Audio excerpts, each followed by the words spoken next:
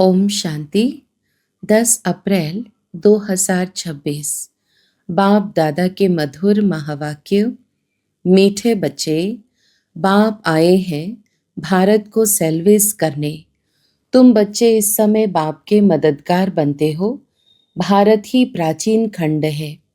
प्रश्न: ऊंची मंजिल में रुकावट डालने वाली छोटी छोटी बातें कौन सी हैं? उत्तर: अगर जरा भी कोई शौक है, अनासक्त वृत्ति नहीं है, अच्छा पहनने खाने में बुद्धि भटकती रहती है, तो यह बातें ऊंची मंजिल पर पहुंचने में अटक अर्थात रुकावट डालती है। इसलिए बाबा कहते, बच्चे वनवाह में रहो, तुम्हें तो सब कुछ भूलना है, यह शरीर भी याद ना रहे। ओम शांति। बच्चों को यह समझाया है कि यह भारत ही अविनाशी खंड है और इसका असुल नाम है ही भारत खंड। हिंदुस्तान नाम तो बाद में पड़ा है। भारत को कहा जाता है स्पिरिचुअल खंड। यह प्राचीन खंड है। नई दुनिया में जब भारत खंड था तो और कोई खंड थे नहीं। मुख्य है ही इस्लामी, बौद्धी और क्रिश्चियन। अभी तो बहुत खंड हो गए हैं। भारत अविनाशी खंड है, उसको ही स्वर्ग, हेवन कहते हैं। नई दुनिया में नया खंड एक ही भारत ही है। नई दुनिया रचने वाला है परम पिता परमात्मा, स्वर्ग का रचयिता, हेवनली गॉडफादर। भारतवासी जानते हैं यह भारत अविनाशी खंड है। भारत स्वर्ग था। जब कोई मरता है तो कहते हैं स्वर्ग पधारा। समझते हैं स्वर्ग कहाँ ऊपर में है। देलवाड़ा मंदिर में भी बैकुंठ के चित्र छत में दिखाए हैं। यह किसकी बुद्धि में नहीं आता कि भारत ही हेवन था, अब नहीं है, अभी तो हेल है। तो यह भी अज्ञान ठहरा। ज्ञान और अज्ञान दो चीजें होती हैं। ज्ञान को कहा जाता है दिन, अज्ञान को रात। घोर सोझरा और घोर अंधियारा कहा जाता है। सोझरा माना राइस, अंधियारा माना फॉल। मनुष्य सूर्य का फॉल देखने के लिए सनसेट पर जाते हैं। अब वह तो है हद की बात। इसके लिए कहा जाता है ब्रह्मा का दिन, ब्रह्मा की रात। अब ब्रह्मा तो है प्रजापिता, तो जरूर प्रजा का पिता हुआ। ज्ञान अंजन सतगुरु दिया, अज्ञान अंधेर विनाश। यह बातें दुनिया में कोई भी नहीं समझते हैं। यह है नई दुनिया के लिए नई नॉलेज। हेवन के लिए हेवनली गॉड फादर की नॉलेज चाहिए। गाते भी हैं फादर इज नॉलेजफुल, तो टीचर हो गया। फादर को कहा ही जाता है पतित पावन, और कोई को पतित पावन कह नहीं सकते। श्री कृष्ण को भी नहीं कह सकते। फादर तो सबका एक ही है। श्री कृष्ण तो सबका फादर है नहीं। वह तो जब बड़ा हो, शादी करे, तब एक दो बच्चे का बाप बनेगा। राधे कृष्ण को प्रिंस प्रिंसेस कहा जाता है। कभी स्वयंवर भी हुआ होगा। शादी के बाद ही माँ बाप बन सकते हैं। उनको कभी कोई वर्ल्ड गॉडफादर कह नहीं सकते। वर्ल्ड गॉडफादर सिर्फ एक ही निराकार बाप को कहा जाता है। ग्रेट ग्रेट ग्रैंडफादर शिव बाबा को नहीं कह सकते। ग्रेट ग्रेट ग्रैंडफादर है प्रजापिता ब्रह्मा, उनसे बिरादरी निकलती है। वह इनकॉर्पोरियल गॉडफादर निराकार आत्माओं का बाप है। निराकारी आत्माएं जब यहाँ शरीर में है तब भक्ति मार्ग में पुकारती है। यह सब तुम नई बातें सुनते हो। यथार्थ रीति कोई भी शास्त्र में नहीं है। बाप कहते हैं मैं सम्मुख बैठ तुम बच्चों को समझाता हूँ। फिर यह ज्ञान सारा गुम हो जाता है। फिर जब बाप आए तब आकर यथार्थ ज्ञान सुनाए। बच्चों को ही सम्मुख समझाकर वर्षा देते हैं। फिर बाद में शास्त्र बनते हैं। यथार्थ तो बन न सके, क्योंकि सच की दुनिया ही खत्म हो, झूठ खंड हो जाता है, तो झूठी चीज ही होगी, क्योंकि उतरती कला ही होती है। सच से तो चढ़ती कला होती है। भक्ति है रात, अंधियारे में ठोकरें खानी पड़ती है, माथा टेकते रहते हैं। ऐसा घोर अंधियारा है, मनुष्यों को तो कुछ भी पता नहीं रहता है, दर दर धक्के खाते रहते हैं। इस सूर्य का भी राइज और फॉल होता है, जो बच्चे जाकर देखते हैं। अब तो तुम बच्चों को ज्ञान सूर्य का उदय होना देखना है, राइज ऑफ भारत और डाउनफॉल ऑफ भारत। भारत ऐसे डूबता है जैसे सूर्य डूबता है। सत्यनारायण की कथा में ये दिखाते हैं कि भारत का बेड़ा नीचे चला जाता है, फिर बाप आकर उनको सैल्वेज करते हैं। तुम इस भारत को फिर से सैल्वेज करते हो, यह तुम बच्चे ही जानते हो। तुम निमंत्रण भी देते हो। नव निर्माण प्रदर्शनी भी नाम ठीक है। नई दुनिया कैसे स्थापन होती है उसकी प्रदर्शनी चित्रों द्वारा समझानी दी जाती है, तो वही नाम चला आए तो अच्छा है। नई दुनिया कैसे स्थापन होती है, वह राइज कैसे होती है, यह तुम दिखाते हो।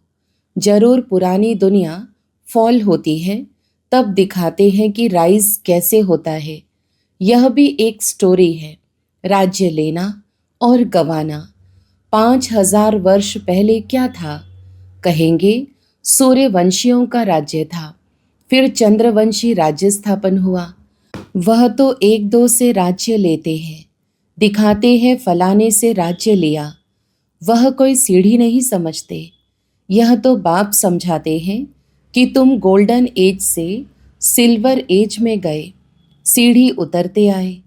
यह 84 जन्मों की सीढ़ी है। सीढ़ी उतरनी होती है, फिर चढ़नी भी होती है। डाउनफॉल का भी राज समझाना होता है। भारत का डाउनफॉल कितना समय, राइज कितना समय। फॉल एंड राइज ऑफ भारतवासी। विचार सागर मंथन करना होता है। मनुष्यों को टेम्पटेशन में कैसे लाएं, और फिर निमंत्रण भी देना है। भाइयों बहनों आकर समझो। बाप की महिमा तो पहले बतानी है। शिव बाबा की महिमा का एक बोर्ड होना चाहिए। पतित पावन ज्ञान का सागर, पवित्रता सुख शांति का सागर, संपत्ति का सागर, सर्व का सद्गति दाता, जगत पिता, जगत शिक्षक, जगत गुरु शिव बाबा से आकर अपना सूर्यवंशी चंद्रवंशी वर्षा लो, तो मनुष्यों को बाप का पता पड़े। बाप की और श्री कृष्ण की महिमा अलग अलग है। यह तुम बच्चों की बुद्धि में बैठा हुआ है। सर्विसेबल बच्चे जो हैं, वे सारा दिन दौड़ा दौड़ी करते रहते हैं। अपनी लौकिक सर्विस होते भी छुट्टी ले सर्विस में लग जाते हैं। यह है ही ईश्वरीय गवर्नमेंट। खास बच्चियां अगर ऐसी सर्विस में लग जाएं, तो बहुत नाम निकाल सकती हैं। सर्विसेबल बच्चों की पालना तो अच्छी रीति होती ही रहती है, क्योंकि शिव बाबा का भंडारा भरपूर है। जिस भंडारे से खाया वह भंडारा भरपूर, काल कंटक दूर। तुम हो शिव वंशी, वह रचता है, यह रचना है। बाबुल नाम बहुत मीठा है। शिव साजन भी तो है ना। शिव बाबा की महिमा ही अलग है। निराकार अक्षर लिखने से समझते हैं कि उनका कोई आकार नहीं है। बिलीव इट मोस्ट शिव बाबा है। परम प्रिय तो लिखना ही है। इस समय लड़ाई का मैदान उनका भी है तो तुम्हारा भी है। शिव शक्तियाँ नॉन वायलेंस गाई जाती है, परंतु चित्रों में देवियों को भी हथियार दे हिंसा दिखा दी है। वास्तव में तुम योग अथवा याद के बल से विश्व की बादशाही लेते हो। हथियारों आदि की बात ही नहीं है। गंगा का प्रभाव बहुत है। बहुतों को साक्षात्कार भी होगा। भक्ति मार्ग में समझते हैं कि गंगा का जल मिले तब उद्धार हो, इसलिए गुप्त गंगा कहते रहते हैं। कहते हैं बाण मारा और गंगा निकली। गौ मुख से भी गंगा दिखाते हैं। तुम पूछेंगे तो कहेंगे कि गुप्त गंगा निकल रही है। त्रिवेणी पर भी सरस्वती को गुप्त दिखाया है। मनुष्यों ने तो बहुत बातें बना दी है। यहाँ तो एक ही बात है, सिर्फ अल्फ, बस। अल्लाह आकर बहिश्त स्थापन करते हैं, खुदा हेवन स्थापन करते हैं, ईश्वर स्वर्ग स्थापन करते हैं। वास्तव में ईश्वर तो एक है। यह तो अपनी अपनी भाषा में भिन्न भिन्न नाम रख दिए हैं, परंतु यह समझते हैं कि अल्लाह से जरूर स्वर्ग की बादशाही मिलेगी। यहाँ तो बाप कहते हैं मनमना भव। बाप को याद करने से वर्षा जरूर याद आएगा। रचता की रचना है ही स्वर्ग। ऐसे थोड़े ही कहेंगे कि राम ने नर्क रचा। भारतवासियों को यह पता ही नहीं कि निराकार रचता कौन है। तुम जानते हो कि नर्क का रचता रावण है, जिसको जलाते हैं। रावण राज्य में भक्ति मार्ग का सैपलिंग कितना बड़ा है। रावण का रूप भी बड़ा भयंकर बनाया है। बोलते भी हैं कि रावण हमारा दुश्मन है। बाप ने अर्थ समझाया है पेशगेर, अर्थात विस्तार बड़ा है तो रावण का शरीर भी बड़ा बनाते हैं। शिव बाबा तो बिंदी है, परंतु चित्र बड़ा बना दिया है। नहीं तो बिंदी की पूजा कैसे हो। पुजारी तो बनना है ना। आत्मा के लिए तो कहते हैं भ्रकुटी के बीच में चमकता है अजब सितारा। और फिर कहते हैं आत्मा सो परमात्मा। तो फिर 1000 सूर्य से ज्यादा तेज कैसे होगा। आत्मा का वर्णन तो करते हैं, लेकिन समझते नहीं। अगर परमात्मा 1000 सूर्य से तेज हो तो हर एक में प्रवेश कैसे करे। कितनी अयथार्थ बातें हैं, जो सुनकर क्या बन पड़े हैं। कहते हैं आत्मा सो परमात्मा, तो बाप का रूप भी ऐसा होगा ना। परंतु पूजा के लिए बड़ा बनाया है। पत्थर के कितने बड़े बड़े चित्र बनाते हैं, जैसे गुफा में बड़े बड़े पांडव दिखाए हैं। जानते कुछ भी नहीं। यह है पढ़ाई। धंधा और पढ़ाई अलग अलग है। बाबा पढ़ाते भी हैं और धंधा भी सिखाते हैं। बोर्ड में भी पहले बाप की महिमा होनी चाहिए। बाप की फुल महिमा लिखनी है। यह बातें तुम बच्चों की भी बुद्धि में नंबरवार पुरुषार्थ अनुसार आती है। इसलिए महारथी घोड़े सवार कहा जाता है। हथियार आदि की कोई बात नहीं है। बाप बुद्धि का ताला खोल देते हैं। यह गोदरेज का ताला कोई खोल न सके। बाप के पास मिलने आते हैं तो बाबा बच्चों से पूछते हैं कि आगे कब मिले हो, इस जगह पर इस दिन कब मिले हो। तो बच्चे कहते हाँ बाबा, 5000 वर्ष पहले मिले हैं। अब यह बातें ऐसे कोई पूछ ना सके। कितनी गुह्य समझने की बातें हैं। कितनी ज्ञान की युक्तियां बाबा समझाते हैं, परंतु धारणा नंबरवार होती है। शिव बाबा की महिमा अलग है, ब्रह्मा विष्णु शंकर की महिमा अलग है। हर एक का पार्ट अलग अलग है, एक न मिले दूसरे से। यह अनादि ड्रामा है, वही फिर रिपीट होगा। अभी तुम्हारी बुद्धि में बैठा हुआ है कि हम कैसे मूल वतन में जाते हैं, फिर आते हैं पार्ट बजाने के लिए। जाते हैं वाया सूक्ष्म वतन। आने समय सूक्ष्म वतन नहीं है। सूक्ष्म वतन का साक्षात्कार कभी किसी को होता ही नहीं। सूक्ष्म वतन का साक्षात्कार करने के लिए कोई तपस्या नहीं करते हैं, क्योंकि उनको कोई जानते नहीं है। सूक्ष्म वतन का कोई भगत थोड़े ही होगा। सूक्ष्म वतन अभी रचते हैं, वाया सूक्ष्म वतन जाए, फिर नई दुनिया में आएंगे। इस समय तुम वहां आते जाते रहते हो। तुम्हारी सगाई हुई है, यह पियर घर है। विष्णु को पिता नहीं कहेंगे, वह है ससुर घर। जब कन्या ससुर घर जाती है तो पुराने कपड़े सब छोड़ जाती है। तुम पुरानी दुनिया को ही छोड़ देते हो। तुम्हारे और उनके वनवाह में कितना फर्क है। तुमको भी बहुत अनासक्त रहना चाहिए। देह अभिमान तोड़ना है। ऊंची साड़ी पहनेंगी तो झट देह अभिमान आ जाएगा। मैं आत्मा हूं, यह भूल जाएगा। इस समय तुम हो ही वनवाह में। वनवाह और वानप्रस्थ एक ही बात है। शरीर ही छोड़ना है तो साड़ी नहीं छोड़ेंगी क्या। हल्की साड़ी मिलती है तो दिल ही छोटी हो जाती है। इसमें तो खुशी होनी चाहिए। अच्छा हुआ जो हल्का वस्त्र मिला। अच्छी चीज को तो संभालना पड़ता है। यह पहनने खाने की छोटी छोटी बातें भी ऊंची मंजिल पर पहुंचने में अटक डालती है। मंजिल बहुत बड़ी है। कथा में भी सुनाते हैं ना कि पति को कहा यह लाठी भी छोड़ दो। बाप कहते हैं यह पुराना कपड़ा, पुरानी दुनिया सब खलास होनी है। इसलिए इस सारी दुनिया से बुद्धि योग तोड़ना है। इसको बेहद का सन्यास कहा जाता है। सन्यासियों ने तो हद का सन्यास किया है। अब तो फिर वे अंदर आ गए हैं।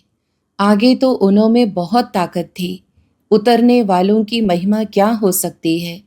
नई नई आत्माएं भी पिछाड़ी तक आती रहती है पार्ट बजाने। उनमें क्या ताकत होगी। तुम तो पूरे 84 जन्म लेते हो। यह सब समझने के लिए कितनी अच्छी बुद्धि चाहिए। सर्विसेबल बच्चे सर्विस में उछलते रहेंगे। ज्ञान सागर के बच्चे ऐसे भाषण करें जैसे बाबा उछलता है। इसमें फंक नहीं होना है। अच्छा, मीठे मीठे सिकिलदे बच्चों प्रति माता पिता बाप दादा का याद प्यार और गुड मॉर्निंग। रूहानी बाप की रूहानी बच्चों को नमस्ते। हम रूहानी बच्चों की भी रूहानी माता पिता बाप दादा को याद प्यार, गुड मॉर्निंग और नमस्ते। धारणा के लिए मुख्य सार।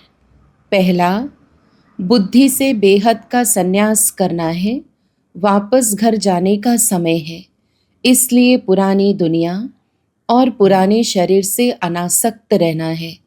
दूसरा, ड्रामा की हर सीन को देखते हुए सदा हर्षित रहना है। वरदान, बाप दादा को अपना साथी समझकर डबल फोर्स से कार्य करने वाले सहज योगी भव। विस्तार, कोई भी कार्य करते बाप दादा को अपना साथी बना लो तो डबल फोर्स से कार्य होगा और स्मृति भी बहुत सहज रहेगी, क्योंकि जो सदा साथ रहता है उसकी याद स्वतः बनी रहती है। तो ऐसे साथी रहने से वह बुद्धि द्वारा निरंतर सत्य का संग करने से सहज योगी बन जाएंगे और पावरफुल संग होने के कारण हर कर्तव्य में आपका डबल फोर्स रहेगा, जिससे हर कार्य में सफलता की अनुभूति होगी। स्लोगन, महारथी वह है जो कभी माया के प्रभाव में परवश ना हो। अव्यक्त इशारे, महान बनने के लिए मधुरता और नम्रता का गुण धारण करो। मधुरता ही ब्राह्मण जीवन की महानता है।